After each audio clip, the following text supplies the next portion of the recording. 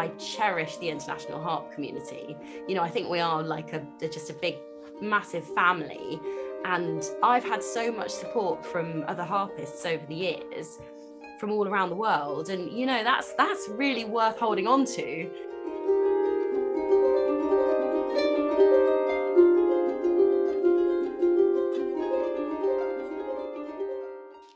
Hi, Ellie. How are you doing today? I'm very well, thank you. Nice to have you here. You are referred to us actually by Adriano, all the way in Italy. Fantastic person, and he told me he's very, very fond of you, and I'm really looking forward to this opportunity to talk to you. Thank you. Me too. Yeah. And it's great to be referred by Adriano because he's one of my absolute favorite musicians and people. Yeah. I get to work with him every year. Oh, it's such a nice thing to see how the Harp world is interconnected, even Mm. though people might not be physically next to each other. Yeah, definitely. I think we've got probably the most special community as harpists. I have to agree I so don't know much. any, you know, thing that's relatable. Like the harp world is just quite magical in that way.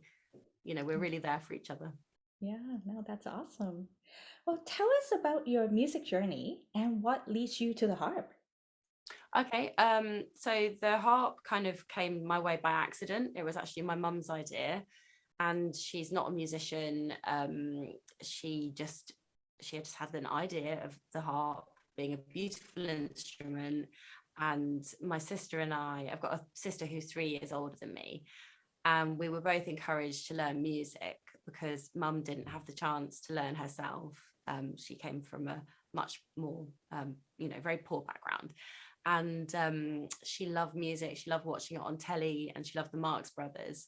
So she had this obsession with the harp. And yeah, one day she just decided to go to London on the train, which was about an hour. And she didn't even know where she was going. And she just asked around for a harp shop. And she ended up getting directed to the Salvi harp shop. And that was how I got my first harp. And she literally just brought this small harp back with her on the train that day. She hired it. She didn't buy it. She just hired it. She didn't, you know, she had no preconceptions at all. But this is very much the character of my mother. Very, you know, wonderful and a bit mad, but in a good way. Yeah. So that's how the harp came my way. And then yeah, I guess I can thank mum a lot for her encouragement, which maybe at times was a bit too much, a bit tiger mum. But you know, kids need encouragement, and I'm so grateful because without my parents behind me, I would not have done the work and then, you know, found that sense of discipline for myself. So yeah, that's literally what got me as far as I've got today, is that sense of discipline from my parents. Yeah, and you have been with the harp ever since. It never left your Exactly. life. Yeah. Yeah. Yeah. We won't dwell on how many years that is now. How would you describe your music style? And I have checked out some of your YouTube videos, and it looks like you play a pretty wide range of different music. Yeah, I do. I think I'm primarily a classical harpist.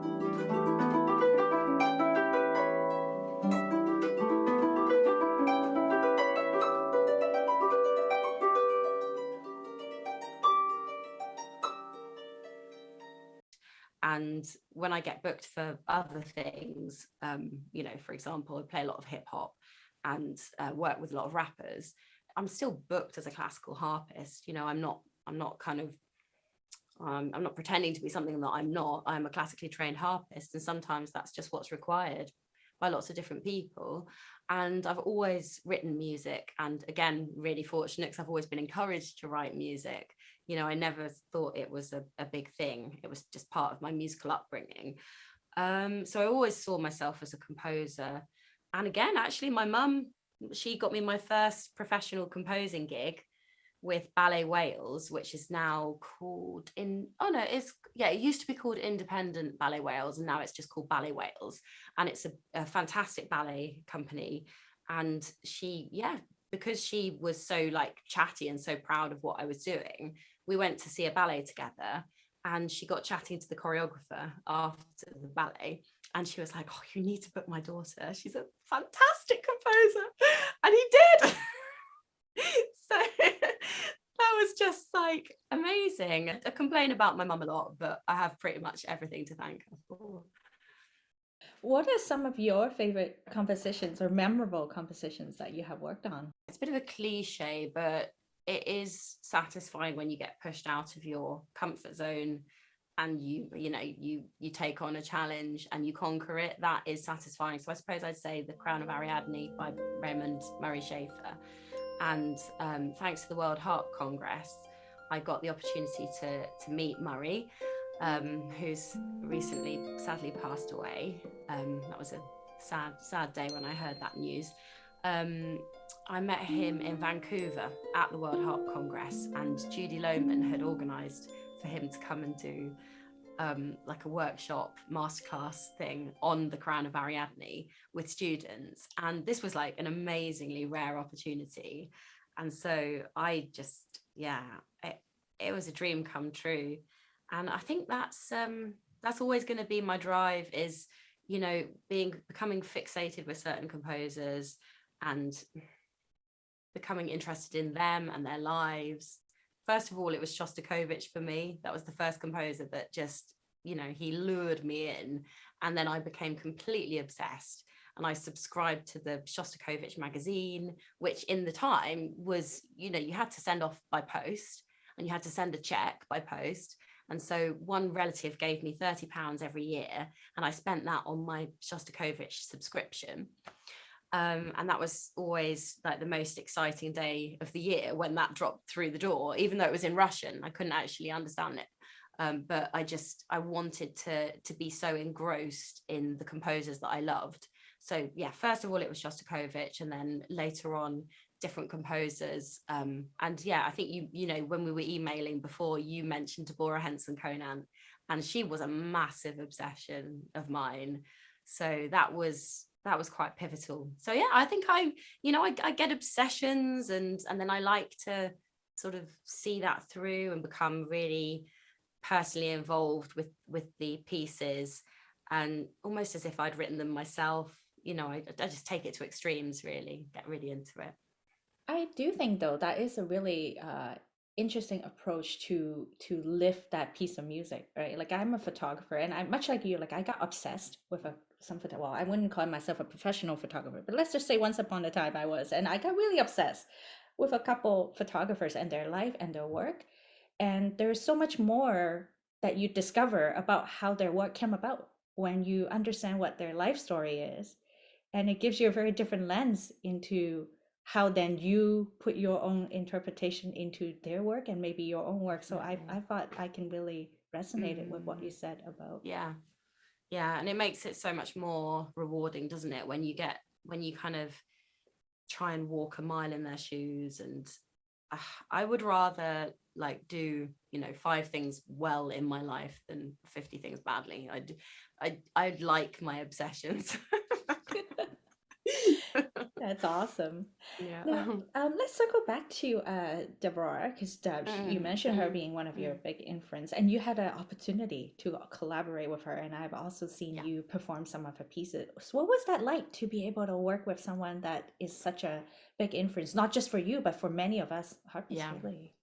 Well, a real honor, without a doubt, and an eye-opener. And it came at an amazing time in my life, because I just I'd been working really, really hard, learning all the repertoire, all the concertos, and doing lots of recitals. I'd played quite big venues and been to different places in the world, but I didn't really feel like an artist, or I didn't necessarily feel completely confident in who I was musically. And she's a transformative person as well as a musician, and it was because Catherine Finch was meant to be doing the work with Deborah on this week. It was 2010, and it was the World Harp Festival in Carnarvon in North Wales. And it was meant to be Catherine's gig. And Catherine had actually recently had a baby. And so I hadn't, at that one period in my life, I was briefly without a baby. And so I could snap up this opportunity. And so I dove right in, and I was just like, it was a real at the foot of the master experience, and I would have just done anything that she'd have asked me to do. And she, she asked me to do some fairly crazy stuff. And she asked me to get down on my knees. I got down on my knees.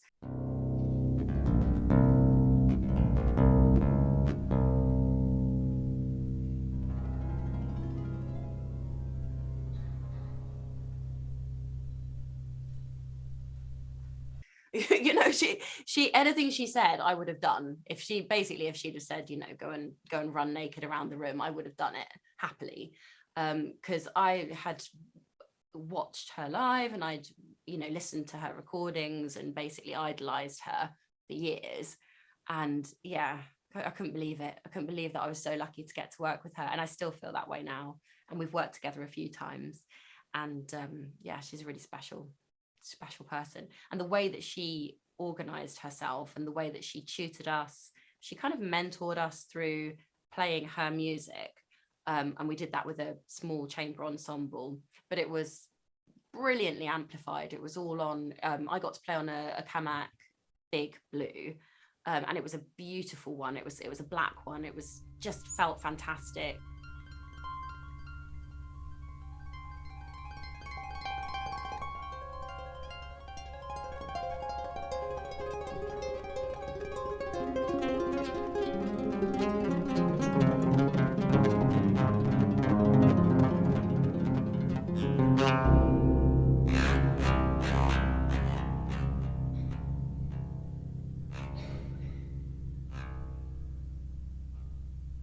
Yeah, everything about that experience was well thought out. So kudos to the Kamak team, because they constructed this really lovely few days for us. And so it was nice. I kind of felt like a full-time student again, but she also empowered us and made us feel like artists. And she could, that's her special quality that she has. She can make you be a student and a professional at the same time. And that set me up for the next few years. Yeah, and when I watch the work that she does, and she have a lot of webinars and whatnot, she always come off more as a coach or mentor rather than a teacher. Yeah. I think that is very special. Yeah, don't think anyone's doing that apart from her. And she refuses to work with people on their own. She only works with people in group situations, because she just loves to see people spark off each other. And that, she kind of lives for that interaction. And she knows that she can kind of provoke a situation between two people that wouldn't happen if she wasn't in the room. So it's, special skills that she's got, really special skills, not to mention the fact that her music is just incredible. The skills that she has are just wild wild skills. There's one piece of music that she wrote, and I can't remember, but it's a title. I think it's either 996 or 966 is one of the pieces you wrote that you play, and you were tapping and banging on the harp, and that was really different than what we would normally perceive a harp piece sound like. And the amazing thing is that all that stuff I do all the time now, and in all my collaborations, I'm improvising, I'm using the harp in different ways, percussive, and I have to remind myself that this was all started by that meeting with her. And before then I wouldn't have had the confidence to do those kind of things with the harp in public. I wouldn't have owned them. And she gave, it's like she gave us this gift. You can do this, you can do anything, you can own it, you can be the artist, you are the artist. She was like just so empowering in that way. And so honestly, from that moment on, anything I did on the harp, I felt really just confident about and kind of authentic, and never felt like I was like faking it or out of my world or anything. She really helped me with that feeling of like embracing the whole spectrum of what you can do. Yeah, it must be a very liberating experience to be able to embrace that and call it your own. I honestly, I think people should, whenever they get the opportunity, should try and get time with her, because it's it really is life-changing. Amazing. Now, something else I noticed when I was perusing your website is you Mm. actually sell sheet music for harp to use with loop pedal, and I was very happy to find it because I recently got a used electroacoustic harp, and I got myself a loop pedal, and I was like, there gotta be someone out there doing this that I can just buy the sheet music and try it out. What got you into looping, and Yeah. what Oh. is it about that you enjoy doing? Mm. Yeah, that's a good question. Again, all these things they've got to start, haven't they? You get Mhm. used to doing them and then you forget what actually prompted you to start it in the first place. Um, I think there were some pop artists out there. There's Katie Tunstall. She was doing some Oh really cool yeah, she's looping. my pedal girl. Cool. Yeah, I was really inspired by her, and then later on Ed Sheeran, when his sort of early days before his loop pedals grew from, there to just like, whoa. um that was also inspiring, but it wasn't the looping itself. Maybe it was the fact that it meant you, as a solo artist, you just had this extra world that you could, world of sound that you could create at your instrument. I think I wanted to make the harp bigger than it was, and the textures, like I love those different textures on the harp that you can get, all those kind of sparkly kind of sounds, the bisbigliandi and the little harmonics, like all of those textures, and you layer them up and they become so beautiful. And when you're just playing on your own, it's hard to make the most of them. I mean, obviously you can in a classical piece, you can create these beautiful moments, but I just kind of wanted to like take that and blow it up and have it much bigger.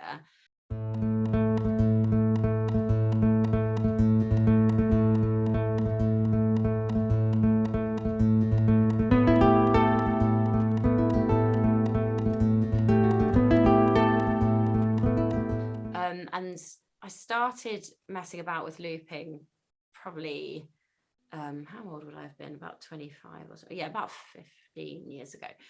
And I found it really difficult. And also I found it quite disappointing because it, you have this vision of yourself being able to do it. And then you actually start doing it and it just sounds awful. And it was like, it just sounded really dry. I couldn't get like nice shapes. Um, I didn't feel like Katie Tunstall. It was disappointing, and so I kind of put it away for a few years, and then I got it back out for children's workshops and stuff like that. And then as I grew in confidence, actually just using the equipment and getting quicker at setting it all up, and I think maybe someone gave me some better speakers. So I had some little improvements in the gear that I was using that made it sound better. And then I got into some guitar pedals and I realized, oh, okay, so if you play electric harp, you actually need some pedals to make it sound quite nice and juicy. It's just not going to sound great on its own. And so I started to put a bit more time into it, and then my Italian student Vanya Contu commissioned me to write her a piece of music. And she was, even back then, she was also really into pedals and looping. And now she's just like gone way beyond me. She's just the master of it all. She's fantastic. But at this point in time, she was like the student and I was the teacher before the roles reversed.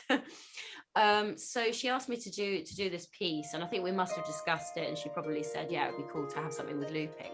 So I was put in a position where I had to write it out, whereas everything that I'd done before, I was just improvising and coming up with stuff that was like really nice. I could perform it, but I'd never had to commit to writing it down.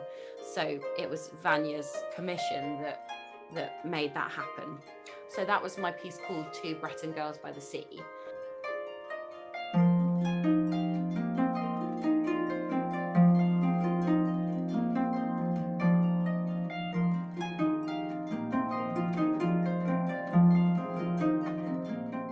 And I've always been more interested in doing my own music than doing other people's music.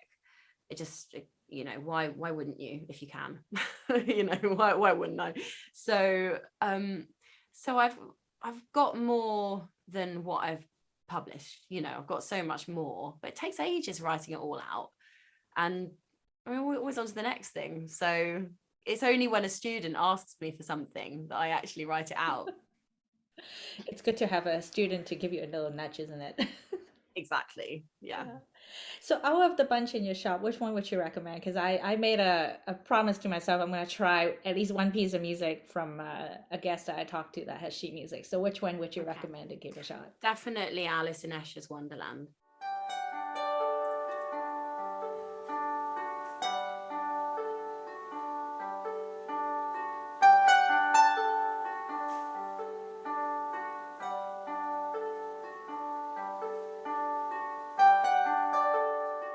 It's a great piece for someone who's never done any looping before, as long as you're, you know, a reasonably confident player, because it sort of tells you where to, you know, where to press loop and where to overdub and that kind of thing.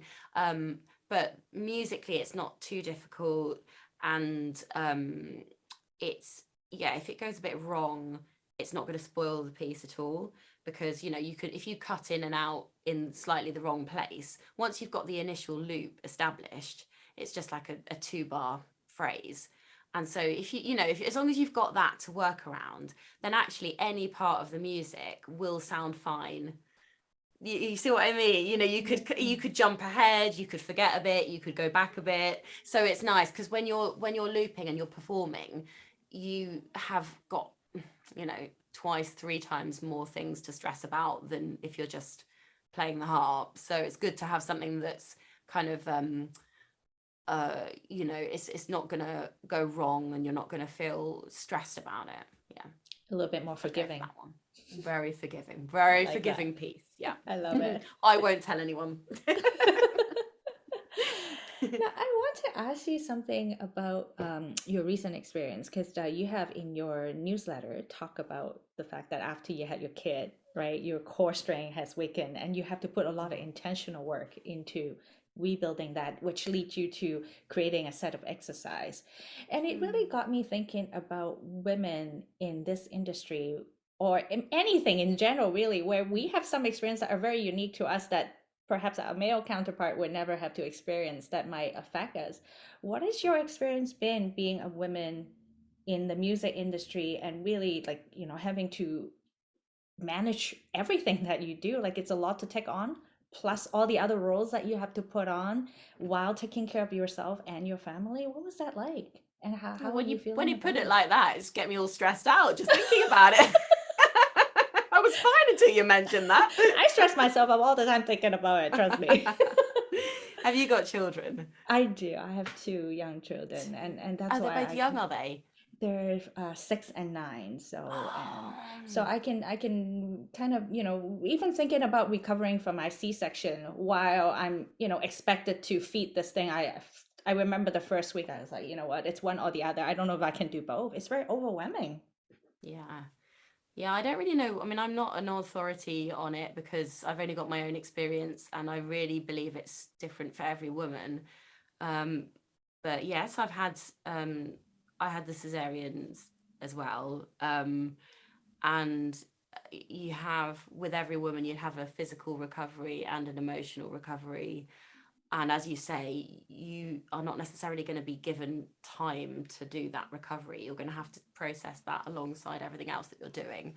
And that could be caring for other children, it could be managing your career, it could be caring for elderly relatives, or, you know, it could be so many things, couldn't it? But it's quite a burden. There's a lot put on us, and I think there's so much put on women because we can handle it. We are so strong, and we do support one another as well. I think this time I've leaned more heavily on other women for support, emotional support. And yeah, whereas the first time I had a child, which was like 20 years ago, um, I thought that, oh, I didn't really have a great network around me and I kind of shouldered it all myself. And I think that left me with more of an emotional burden. And then the second one, I had a totally different situation, you know, a different partner, um, different career stuff was going on, and I really felt like I had to just continue without stopping. And I don't know what made me feel that way. You know, some combination of society and my partner, just a general lack of appreciation for what women do and how much we take on. But yeah, I felt like I just had to keep just powering through. I barely stopped at all. And now I am more aware of how that impacts on the body and how much tension we hold. And I know that you know you can make yourself ill. You long term you can make yourself really ill. And I don't really want to live like that. Um, so this time I'm kind of relying on other women for emotional support, and certainly not expecting men to provide that. And if there's men watching this, I'm obviously not speaking about all men, and I don't want to disregard the male experience either, or the male emotional experience. I'm just speaking from my point Your of own view. experience, yeah. Yeah. But yeah, so I'm giving myself a bit more time to be honest and reflect on that. And yeah, I suppose as I've got older, it's just that fear of breaking, you know, the fear of genuinely taking too much on and then not being able to cope with it, because you kind of hold more and more stuff as you go through life. You're holding lots of people's expectations and lots of responsibility. And yeah, I'm ready now to say I can't do it all. I just need to just like manage other people's expectations and say no more, and give people a realistic idea of what I can do and when I can do it. And you know, maybe I'll just say to somebody, to be honest, I'm never going to reply to your email, so maybe if you just call me in a couple of weeks and see how things are. You know, I don't, just silly little things like that. I mean, just be honest with people. And yeah, so I did write those exercises out, and lots of people responded to that by saying that they found it really encouraging. I think it's because they, yeah, just to be seen, just for people to know what you're struggling with and just how hard it is. And the harp is a really physical, massive instrument.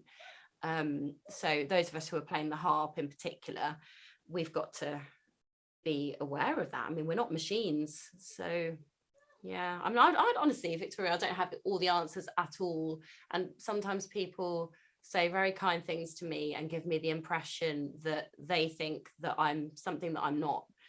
And, you know, they see me as somebody who is managing to successfully juggle things, but I'm not. And I've got, you know, my 9-year-old's looking after the baby right now.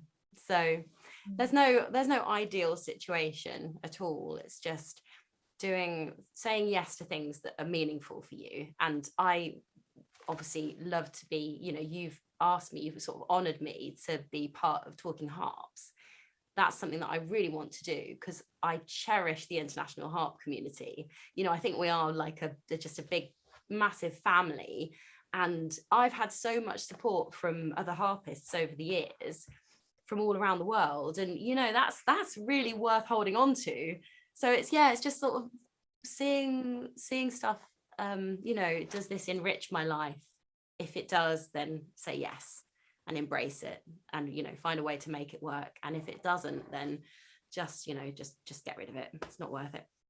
I think that's a very important message. I think when we're younger, I think we're more prone to say, yeah, let's do it all, let's try it all. But like you said, as we move through different stages of life, I think we realize how precious everything, including ourselves and our time is. And we kind of have to pick and choose. And I think that whole Definitely. choose for man too. It's not like my husband is not picking and choosing what Yeah, he's doing now that he's in this stage of his life. So yeah, that's exactly. Yeah, I hate to disregard, you know, I just don't have that male point of view, so I can't speak for it. But I just really just do value the sisterhood so much these days. So, you know, yeah. big up the women. Yeah, and I too, I'm very grateful for you to, share your experience and talk about, the need of us working ourselves back again after having a surgery to play the instrument. Because as much as some people might not want to talk about it, I believe it is something that exists, and it's some people are gonna relate to that more. Some people are naturally gonna recover faster. Some people it's gonna have a longer road to, getting back their Yeah. strength after surgery. So I think it's good that we are able to see that perspective, and that some people can relate to it and benefit from you sharing your story. I think that's wonderful. Yeah. I mean, I realize I haven't sort of told it very well. You've put it into better words than me, but yeah, if I have in some small way, just through, even just through being honest in my newsletter. Yeah, I say being honest. I'm not going to ever tell people like how bad it really is, of course, because no one needs a horror story. But there are times when it's incredibly difficult, but I suppose I try to um embrace what I've learned through each experience, and maybe share a little bit of myself every time I share some music, share a little bit of myself as a person as well. And that's like brings us back to what we were talking about at the beginning, with getting obsessed with the lives of other musicians and composers and stuff. And yeah, I mean, it's bearing in mind how much I enjoy learning about other composers, then it's nice if I can also give a little bit more. I don't want to like overshare with people, but just a little bit more. I think it's fantastic. And storytelling is such a good way for us to relate to each other as human. Yeah. I think we relish learning about each other's story way better than some hypothetical story that someone make up. We can relate to it much better. So I really appreciate that. Thank you. What are some of the projects that you're working on right now, or have sort of coming to an end that we should keep an eye out on? Okay, well, in terms of keeping an eye out, probably not, because there's some things that I have started cooking, but they are very much like slow cooking. They're still in the So simmer. yeah, they're not even, we're still chopping the vegetables. We're not even simmering. So I'm working with an artist in my town called Lucy Cade Stewart.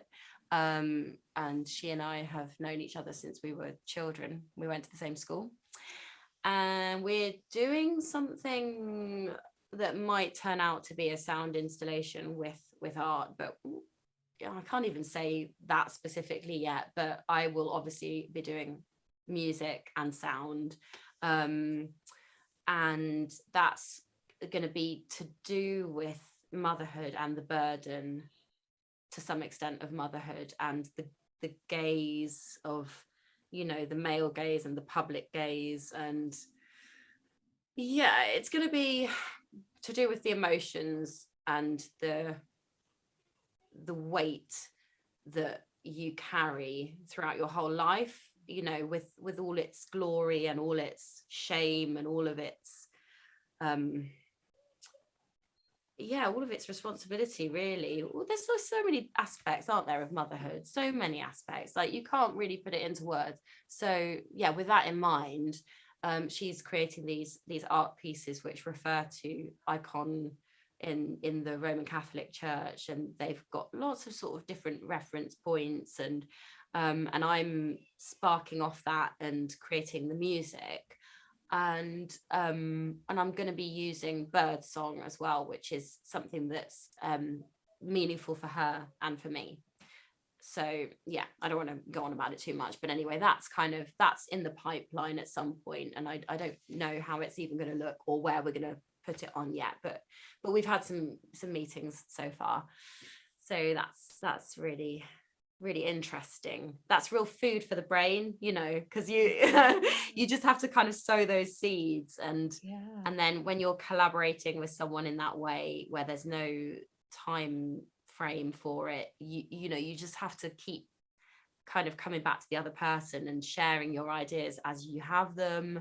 And I love working like that. I love working to a schedule, but I also love working in that kind of free way, where you're open to, maybe even before I send her another message, maybe she'll come back to me with something new and interesting that she's discovered. Or yeah, and I like that spontaneity.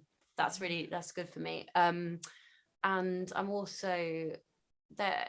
Yeah, I'm still working on a sort of tribute track to a dear friend of mine who passed away in 2020, who was a rapper and producer called Ty, and he passed away from coronavirus, or from pneumonia relating to coronavirus, in the first lockdown. And I'm working with another producer and a rapper that I've actually I'm on a few of her tracks. She's called Izata Sheriff.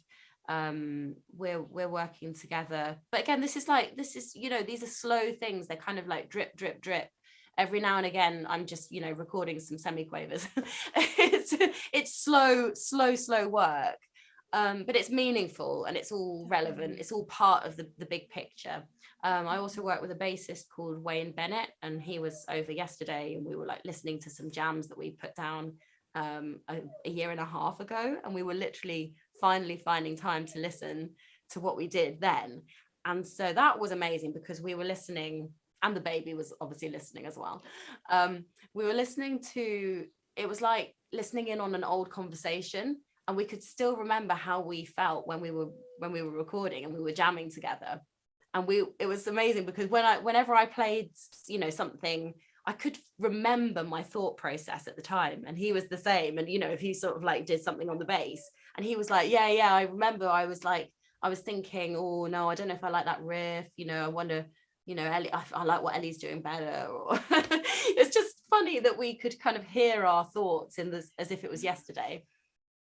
So that was cool. And then what else am I doing? Flute and harp, classical music, improvised music, Indian influenced, Western Eastern collaboration that I do with my dear colleague Mendy Singh, who is tabla player extraordinaire.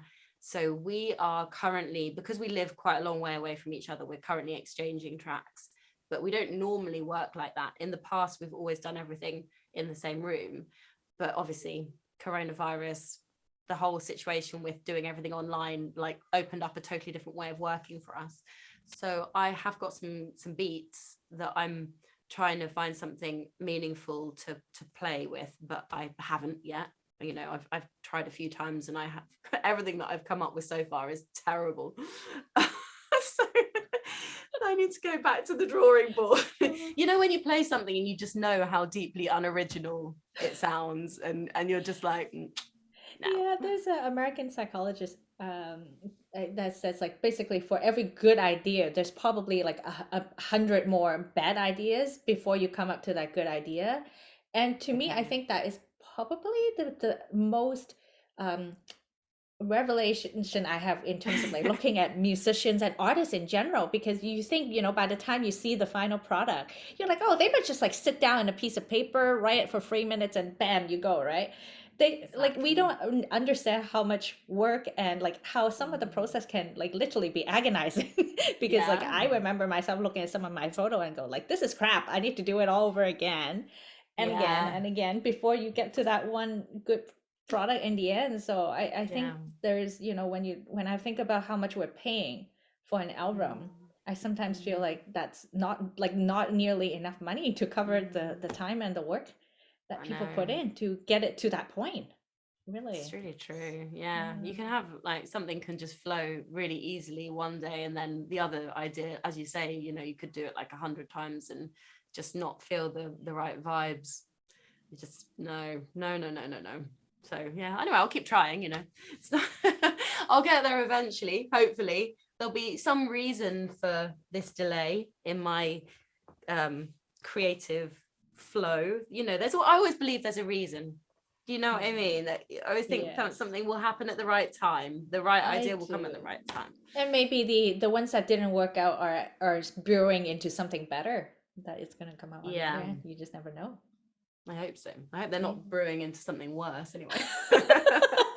I guess we will find out. We will, yeah. Yeah. Yeah, Mandy and I are performing together finally in like later on this year. We're playing at the festival in Saint Minat near Barcelona. It's a beautiful harp festival. I've played at it twice before, and so I'm going back there at the beginning of July to perform with Mendy. So we want to have like a 50% new set, you know, keep it fresh, but like have some old favorites that we know that we can play really tight. So that's what we're working on. And also I'm doing solo recitals as well. And yeah, and that's really, really challenging with a baby. I I can mean, imagine. yeah, it's just it's so challenging. I don't really know how to put that into words, because so much of the work has to happen in your mind, because you're basically looking after the baby, 90, well, all the time when she's not sleeping, or if I'm doing something else or teaching, but it's a full-time job. And so my mind is playing the music. So I see the practice for that stuff as really is sowing the seeds, and then it has to grow in my head, because I'm not even going to have my fingers on the harp some days.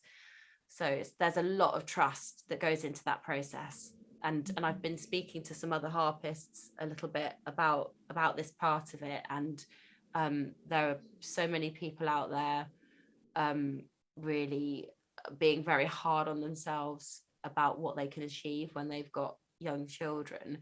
And it's just really hard. Like, I would like to just give all the women a big hug and support them.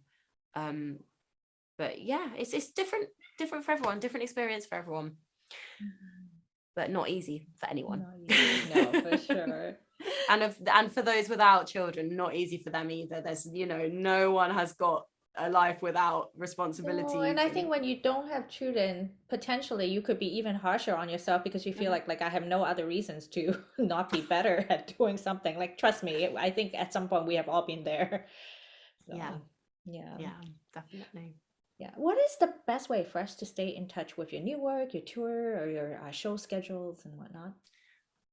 Probably my newsletter, because I will continue to give more of myself in my newsletter than any other platform. That's always going to be like hopefully my most honest, because I think it's nice to have a sense of community, and I'm trying to build that up. And I think social media could just collapse any moment, and I secretly hope it does.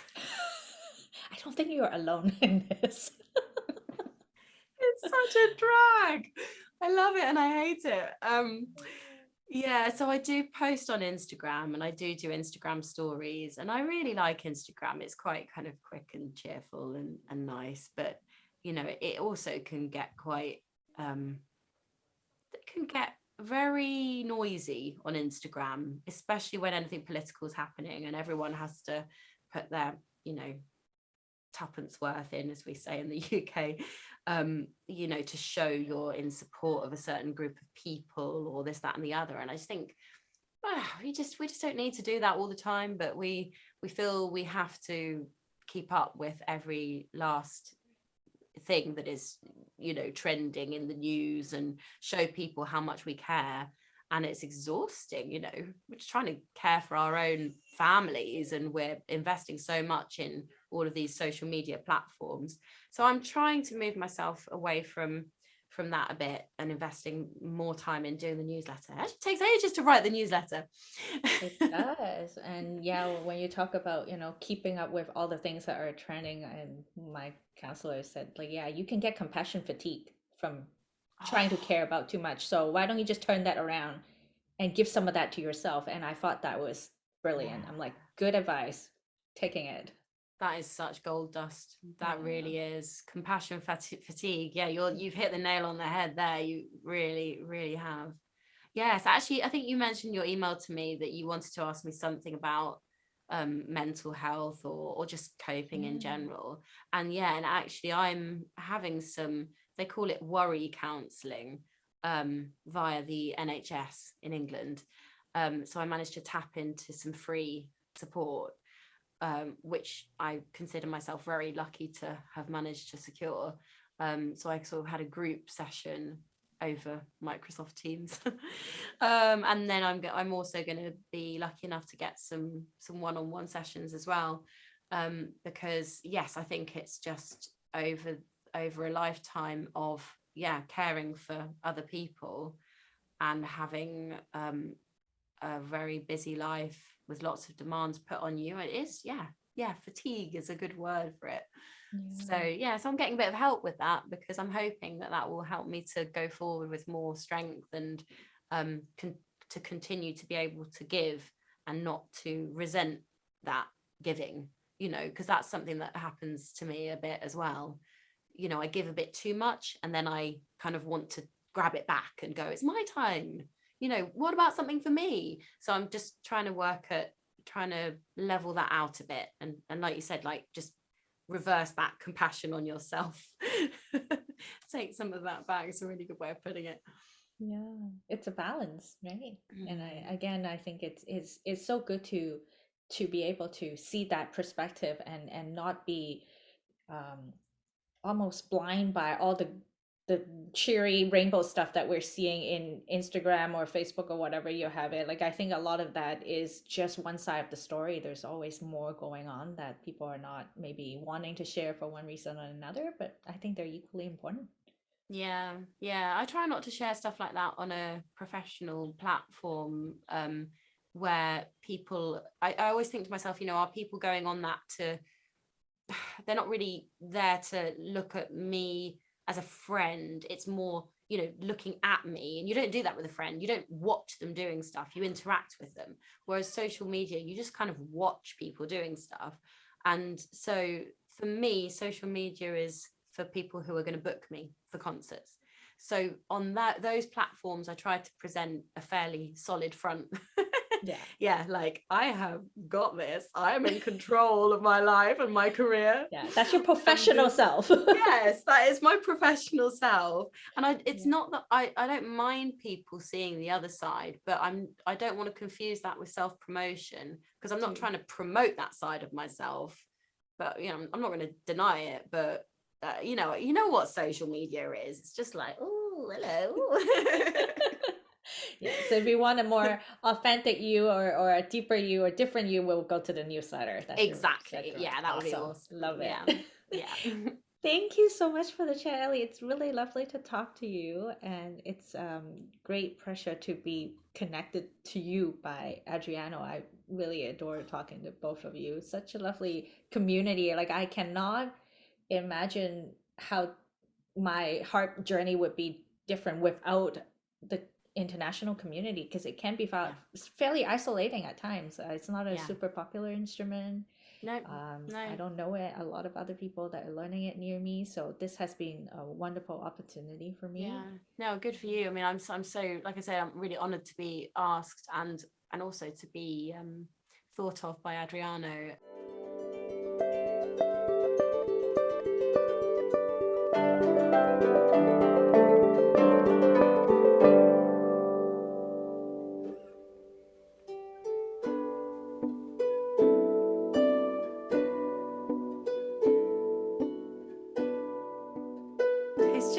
Again, he's enriched my life. What can I say? I'm blessed to get to work with him every year at the Glaisbury Arts Harp Summer School, which I'm the musical director of.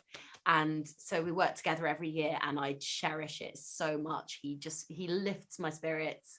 Yeah, it's a real joy. And so and now I'm connected with you, and that's brought happiness into my life as well, and love into my harp room. And I think it's the nicest part of my career. It might even be the nicer than the music, just the fact that we can get connected with other people that love love our instrument and love music. The connections are everything. Yeah, definitely. Thank you so much. I hope to talk to you again soon. Thank you. Bye. Bye.